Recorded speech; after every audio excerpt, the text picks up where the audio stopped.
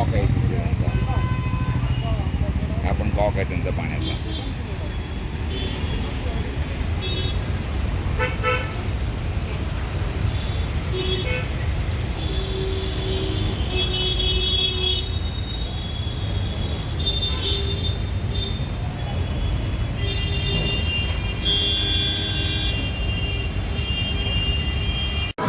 तर आज सकाळी उठल्यानंतर मी पाहिलं की आमच्या घराजवळ जो नाला आहे मोठा, तो नाला पूर्णपणे भरलेला असून या ठिकाणी एवढं घाणेरडं पाणी कधी नसतं. गटारीचं पाणी त्याच्यामध्ये आता सोडण्यात आलेलं आहे. ते कुठलं आहे, कलरचं पाणी वाटते, काळा रंग दिसतोय, त्याच्यावरती डास झालेले आहेत. त्याच्यानंतर तिथे पाण्याला वास येतो आहे आणि आम्हाला राहणं फार अवघड झालेलं आहे या ठिकाणी. आणि यानंतर याच्या बाजूचा जो नाला आहे, दोन्ही एकच नाले आहेत, ते पण त्याच्या बाजूच्या नाल्यातून पाण्याची पाईपलाईन सोडलेली आहे.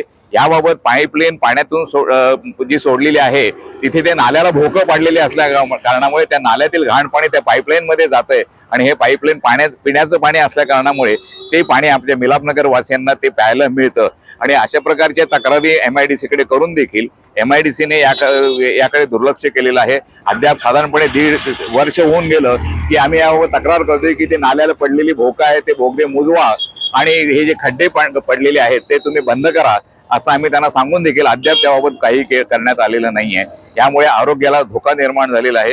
याबाबत MIDC ने उपाययोजना करावी असं या ठिकाणी आम्ही मागणी करत आहोत.